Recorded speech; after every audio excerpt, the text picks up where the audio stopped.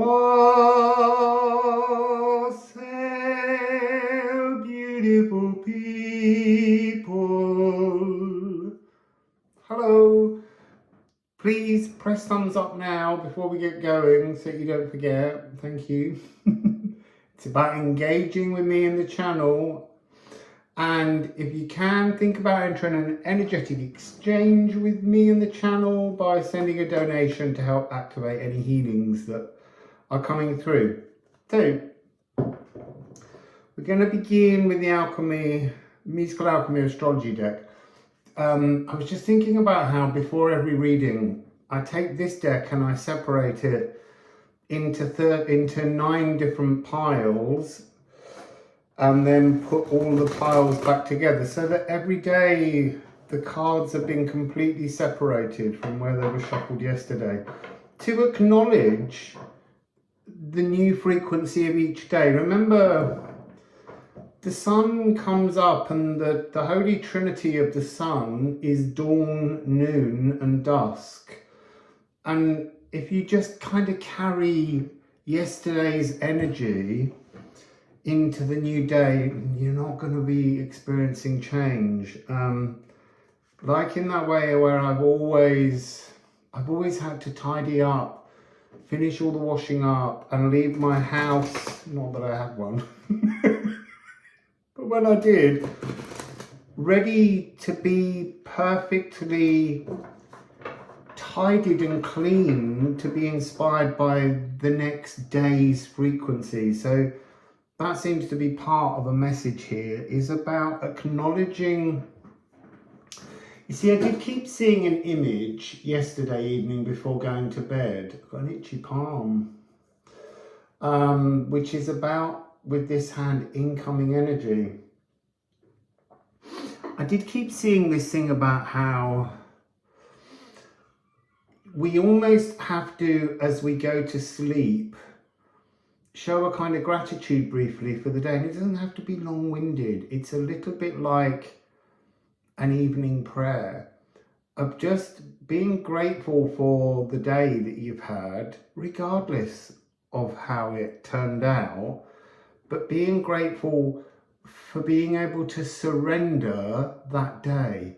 And it's almost like you're filling in a little kind of cosmic egg, and that's like a token that you're putting into a spiritual slot machine, and then you pull the one-armed bandit and go to sleep, and then the next day you wake up in a new frequency. So you can have a little think about that. So you see, now I've got to do another story. I was just about to say poi poi. I want to kind of explain poi poi. Poi poi is the mind of the cosmos. It's the mind of everything that we all live in. It's source, but it's in its dragon form, because source is everything, so it has many forms. When I met with poi poi, it was almost like I had a series of dreams where all of my family who died kind of waved goodbye and said, it's up to you now. And I was a bit miffed.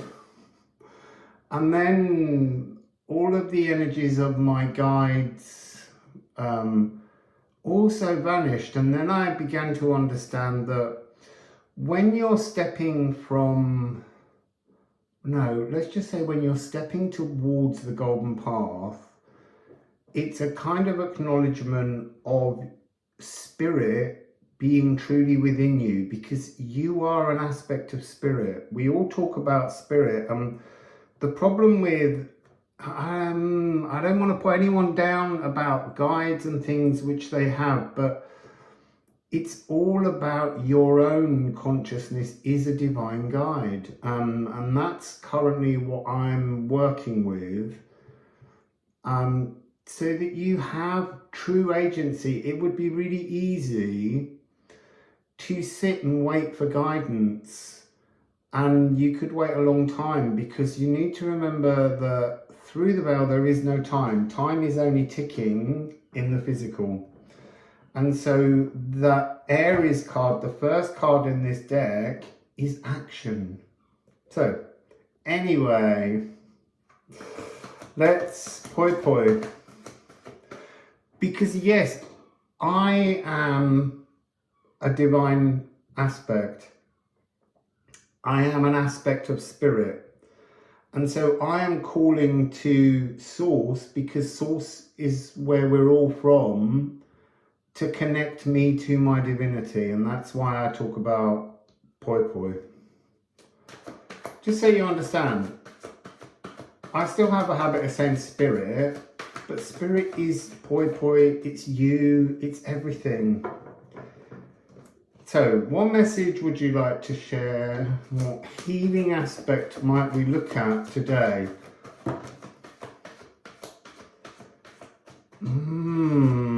Oh my God. This is gorgeous. Pisces and Mary the Alchemist. This is about alchemizing something you're trying to materialize.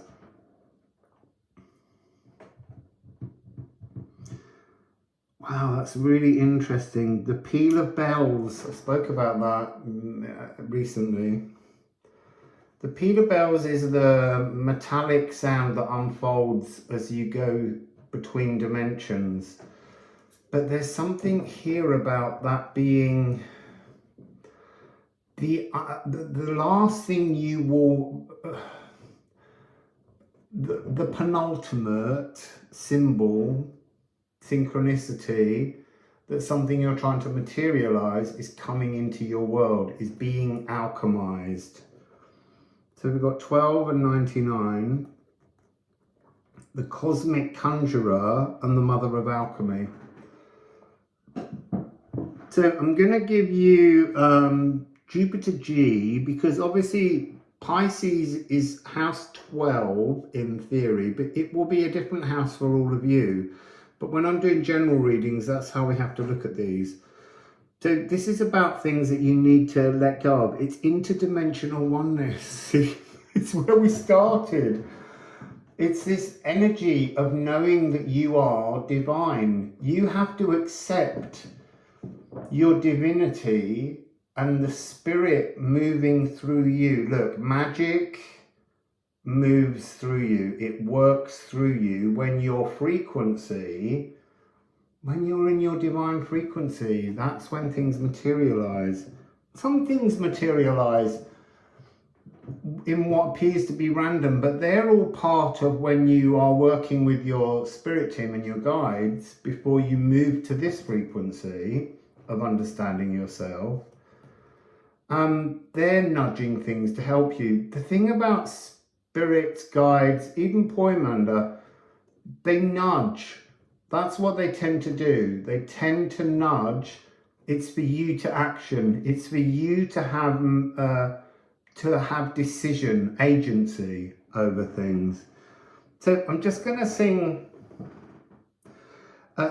Jupiter and Neptune rule Pisces. Neptune is currently at the very end of Pisces, but will be there until 2025 and 2026. It came nudging in and out, just like Pluto did between Aquarius and Capricorn. So this is the G, this is the energy wings that spin around us. They come in at the back of our neck and they rotate around us, and all your other energies pass through them and get cleansed. So this is a really important frequency.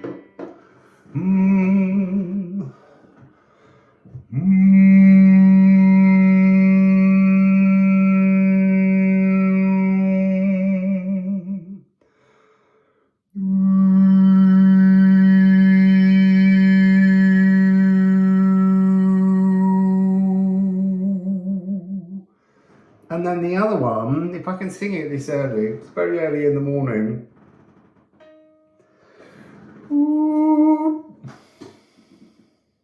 This is the E flat of Neptune. This is ancestral coding. Sorry. My brain's like, can you really sustain an E flat in the Passaggio area of the voice this early in the morning without... See, I want to cough immediately.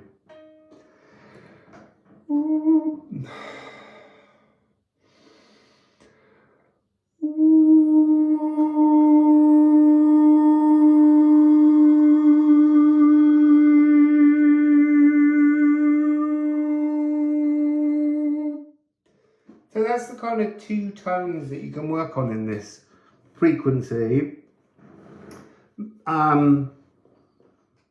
It's mutable water, obviously, and the musical note on Mary the Alchemist is singing. It's when our soul sings with joy to be present in our spiritual journey forwards. And no, often it isn't. So let's have a look at the I am polarities. I am exhilarated or I am soporific. Are you sleepy? Are you just nodding off because you can't see the joy in your journey? Or are you exhilarated? See, pulling dreams from the astral to here.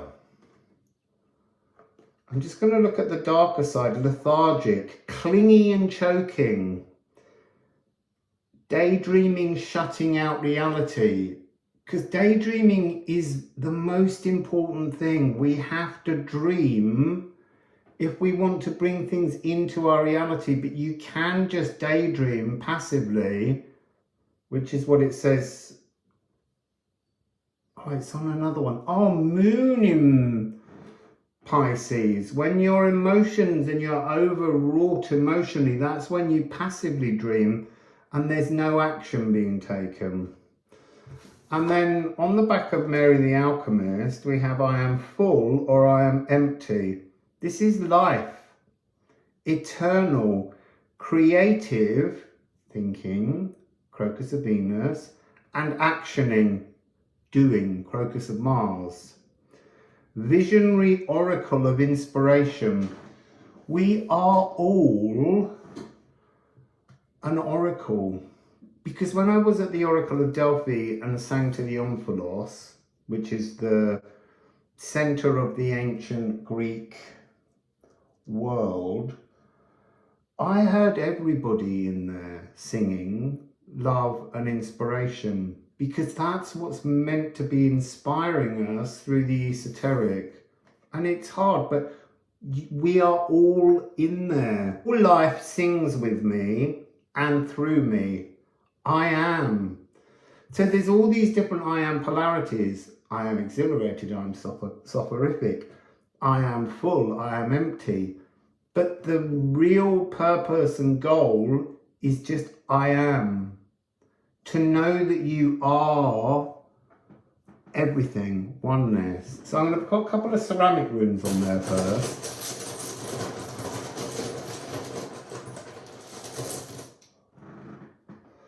Lagoon, the cosmic ocean. I say the cosmic ocean, but you can connect with the lagoon anywhere. The lagoon is water, all water. There's water inside us. Connect with water. You know, any type of water. When you're showering, you are connecting with the lagoon. It's water, it's divine source frequency. And then we have number 19, air. And air is horse, it's movement, it's a bit of a chariot energy. But in the Liffruma Rune deck, which you can purchase at liffruma.com, the air is all about, it's a horse. Air is the old Anglo-Saxon word for horse. Air. It's about journeying on a horse, and that's the early part of our life. To truly materialize and alchemize your heart's desires and your life purpose, you have to get off the horse. You have to be the driver of your own journey on foot. It's a pilgrimage. It's a pilgrimage away from the shadows towards your divinity. Feels like I'm on the same message. But it's trying at the moment to get us all to understand how to seek that energy within us, the spirit within us, and stop relying on there being something esoteric through the veil. There is. All of that stuff is there, but the golden path is acknowledging that you are your own guide with the mind of God. Hoi hoi. You know, you are your own Holy Spirit, if you want to put it in those words. I'm just trying to use language to help you to understand how to access this. It's so fascinating. So in here, as I was talking about you needing to recognize that you are spirit, sigil. So this is life force. And yet somehow you're not seeing that your life force is so important. And we also have Feor, which is the aether, the creation aether, that surrounds everything before it materializes. You have to bathe yourself in, I want to say spirit, but think of spirit as being the aether that fuels your life force. And you have to bring your life force into the now. Otherwise, it's just dimly shining and you will feel as though you are forever aging. And this is about, there's a real sense of alchemizing current frequencies that make you feel youthful. So sigil, let's just read this one. Maker of all things, force of warmth melting ice to release physical existence. Imbued with being, the life-creating life that shines and shifts. This nomadic force fights to remain in flux, fluid and flowing. To step with the sun is to sail the cosmic sea and to be as light and alive as a precious jewel pinned upon the rolling sky above. That's inspiring. And then Feor, the fiery cosmic wormhole, heightens ancient dragon beams, intensifying sensory chimera codes that sweep down, bleed down, feed around your entire being, burnishing back delusions and deceits. Sacred fires bind to you, weaving new knowledge between yourselves, through yourselves, igniting and relighting the life that felt lost. The dragon's breath fuels and drives and delivers sacred enlightenment. I mean, amazing. So wormholes are dragon lines, and the dragon lines wrap around physical earth, but they also run between all the different dimensional possibilities out in the greater cosmos. And you can tune into them. Yeah, it's a bit like, I always talk about radio stations. You know, the radio station broadcasts on a frequency and you can flick between the frequencies. So, yeah. So you're almost searching for your ideal, perfect golden path channel, and there's going to be hundreds and thousands and billions of those as well, because the vastness of possibility we can't quite comprehend in our earth minds, but they are all out there to tune into. So let's get a couple of runes on those. Just watching, that was 1919 as I looked in. I don't want to make these too long. So Björk, this is a moment, every day is a moment to consider this frequency of growing again, rebirthing after the burning down of your forest. So it's almost like, as I said earlier, every night that you go to sleep, you burn down the forest of all your frequencies so that you can go into the astral and seek a new wormhole to come into your life. And then we have Hengetru. This is to review, but it's really coming across now as trying to hang true to the true you, the energy of what you desire to be more than anything. So just a quick little shuffle with one more card from each deck. See if there's anything else that wants to come through. Because really today that's not so much a sound healing reading or anything like that. I have given you 2 notes, but this is about you philosophizing daily, at night, before sleep, before you go into the astral. That's so interesting. That one's come out and it's landed on my wrist and I saw what it was. It's vitriol. Vitriol is written down here as Visita Interiora Terrae Rectificando in Venis Occultum Lapidum. And it's I am lost, I am found. It's a reminder yet again of when we review things in our past, we need to look at each of them with the frequency of the raw, the emotional and the divine masculine, the magician, the emperor and the hierophant, because they all have a reason for why we engaged in certain stories and frequencies, and then the divine, the emotional and the raw feminine, because they're about the energy of creation through love, but also destruction through love. And so you're looking to unite. So anyone who talks only of one gender of these frequencies is doing you an injustice.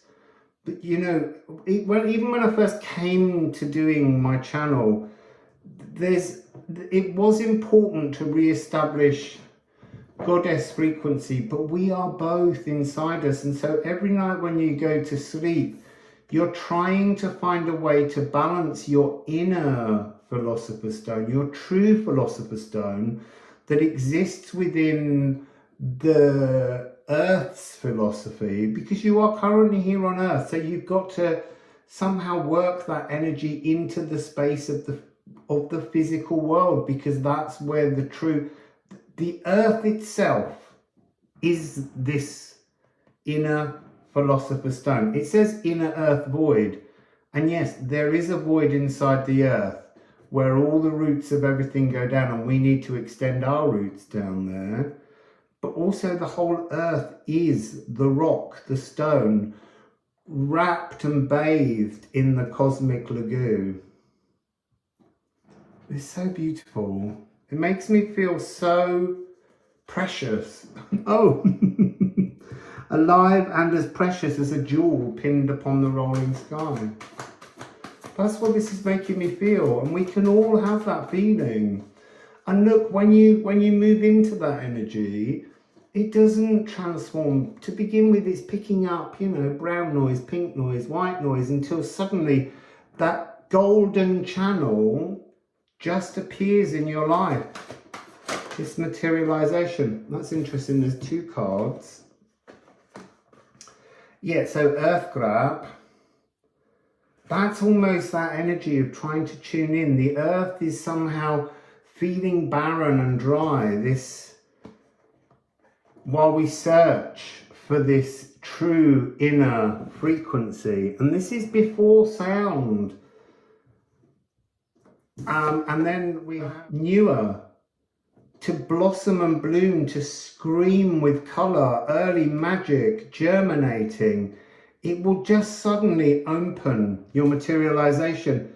You've set the tone for it. You've found the channel. Let go of the dial now and focus on hearing through the static the magic, and it will come through. So that's a little philosophical exercise that we can all do. Have a beautiful day, and really do think about each night just letting go of everything, opening yourself to the enormity of inspiration in the astral, and then waking. Oh, and when you wake, that's why it was making me repeat that. When you wake in the morning, try and use those first moments when you're still connected to just be so joyful when you wake up, rather than really embrace the notion of the wonder of the excitement that will unfold in your new wormhole. Yeah. The dragon's breath fuels and drives and delivers sacred enlightenment to wake and feel enlightened by the Holy Trinity, dawn, noon and dusk of the sun, which is the sigil of our own life force. That's where our true power is coming from, our frequency of vitality. It's interesting that this is all sun and earth. Excuse me, I burped, so it must be true. There's no moon here because the idea is that we release the instability that the moon gives us emotionally and traumatically throughout experiences we have, and we turn to the empowered side, the dark moon, Lilith side of the moon, which is calm. And that's when you will really begin to see your life force and the magic can materialize into your life. So, wassail, beautiful people.